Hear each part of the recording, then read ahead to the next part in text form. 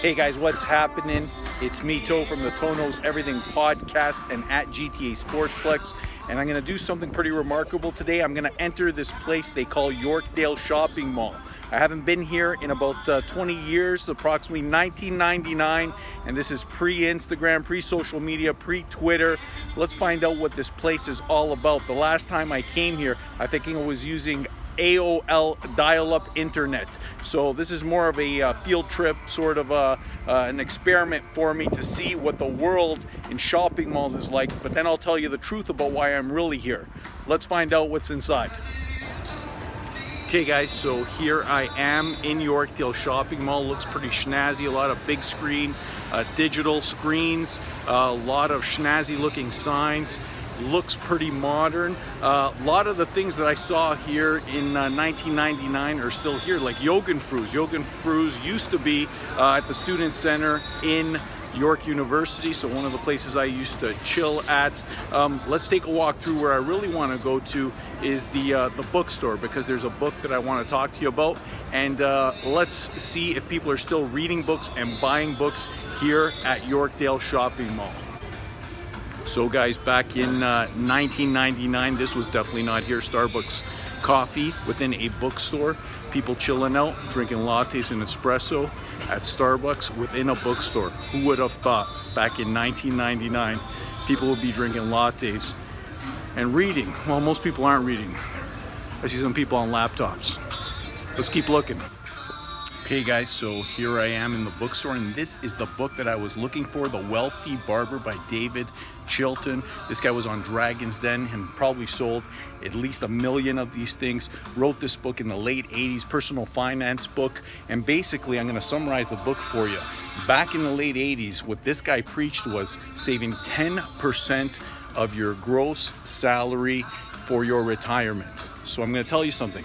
Don't waste your time with this book, because it doesn't apply in 2019 anymore.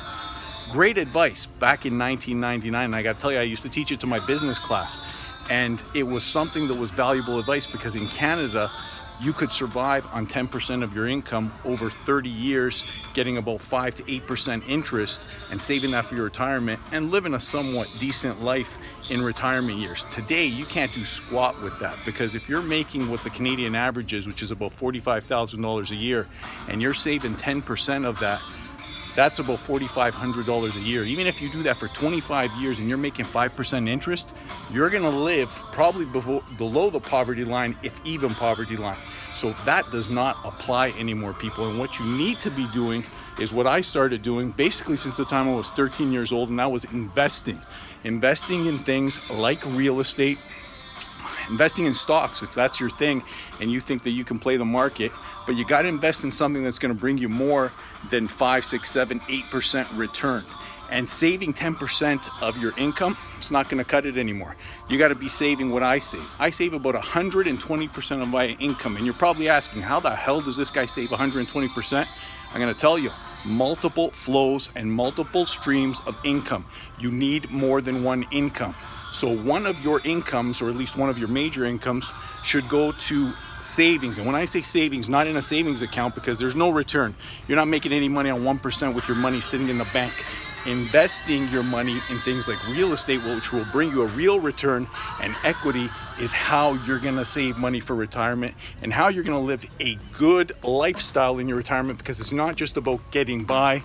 It's about more than getting by. It's about living a lifestyle that you want to live. So although this was great advice, it no longer applies. Make sure you're saving 100% of your income. How do you do that? Work more, put in more time. It's the only way to be successful. Take it from me, Toe Knows. Hey guys, so a couple of observations here in Yorkdale. Number one, this place is damn beautiful. I gotta tell you, back in the 70s and 80s, Yorkdale was pretty much 70-ish mall.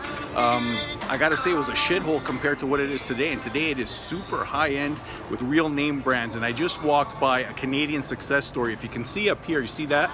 That's Canada Goose. And see that emblem there, that Canada Goose emblem? That stock, that's a Canadian company. That stock is shooting through the roof. Why? Because Canadian product, especially these jackets and winter wear, is in high demand. But one of the things that I noticed, and it's not a knock on anyone, you don't see any Canadians in this store. So what you do see in the store is Asian buyers. So this is a reversal of Chinese economics. For the most part, North Americans in the Western world have been buying products from China, and now we've got the Chinese buying products from a Canadian company, which is fantastic, and we need to do more of that. So there's a success story. Look that up on the TSX Stock Exchange right there, Canada Goose. That is a stock you might want to keep your eye on, but I got to tell you, Yorkdale, snazzy place. Hey guys, here's another crazy observation. Since I'm here at Yorkdale Shopping Mall, I haven't been here in about 20 years. I just walked by the Peloton store, which is essentially an exercise bike store. And if you have a look at this bike, it's a crazy bike. Okay, you got the bike right here, super bike, indoor bike. Back in the old days, we just used to get on our bikes and ride around. Now that thing costs 10 grand to ride a bike indoors. Here's a little tip, hit Kijiji up. You'll find those things for about 200 bucks. You'll save about $9,800. Be smart, don't piss your money away. Unless you want to make Peloton rich, which a lot of you guys are doing. And you want to look cool? No problem, it's gonna cost you. Hey guys, this is another crazy phenomenon. Take a look, I'm in Foot Locker over here, and you got a lineup of people just waiting to get cashed out, buying shoes that cost $500 to $1,000, and these are mostly students, and I can guarantee you these kids are working at McDonald's or even Foot Locker. They ain't making big money, so why are you buying $500 shoes? That is not an investment. Nothing depreciates faster than rubber to the road, and that means cars too, people. Get with it. But hey, if you want, you can come here and blow a lot of money. And you know what? Even though I got the money, I ain't giving it to them because my money's going into investments. And that's what you kids need to be doing, and stop spending all your McDonald's part-time money on running shoes. And until you get that, you're gonna stay poor and be in the poorhouse. So start thinking. You need a different mindset, a think and grow rich mindset. Don't be a sheep and be a follower and have to have what all the other people have to have because it's the trend of the moment. Be a leader, not a follower. That's how you get rich. You guys here at Louis Vuitton, what do you think of these shoes? $1,200 toe-nose shoes. Am I gonna spend $1,200 on these Louis Vuittons? I don't know, people. I don't know, people. It is. There we go. Big investment. Slip-ons. I see the kids wearing them. Okay guys, it's Toe Nose. Gonna give you the final review on my excursion here, my day trip to Yorkdale Shopping Mall. Haven't been here in 20 years, and we've got brands that didn't even exist 20 years ago. We got Jimmy Choo and Ferragamo and Tiffany & Co. and everybody that you can think of under the sun. But I'm gonna tell you something. People don't got bags in their hands, so that means they ain't buying. So what I want to know is, what is this mall really doing here? And I'm going to tell you what it's doing here, because if people aren't buying, these name brands are marketing.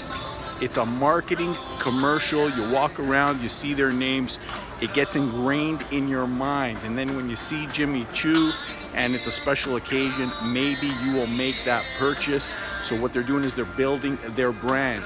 And what is Yorkdale doing? I'm gonna tell you something. Yorkdale long-term won't be here. This is a real estate play. A lot of what you see here in Yorkdale Shopping Mall is a placeholder, basically a placeholder for real estate companies and REITs. And what they're gonna do in 20, 25, maybe 30 years is tear all this down, and you will see high-end condos here, you mark my words. There may be some of the mall left over on the ground floor, just like you see in Manhattan, but you won't see a one-story mall the way you do today. Rents are too high, companies can't afford to pay the rents, big companies are only using it for branding. The mall is absolutely beautiful, but there is no way that they're gonna get the big returns from retail sales. And I'm telling you, I know. Toe Nose, watch the Toe Nose Everything podcast and at GTA Sportsplex. And that is my 5-star review of Yorkdale Shopping Mall. Am I gonna go shopping? Am I super excited? Hell no. I'm going to buy some real estate. Take care, we'll see you next week. Guys, I'm not an artist, but what the hell is this shit? Yorkdale, come on. What's up with the art?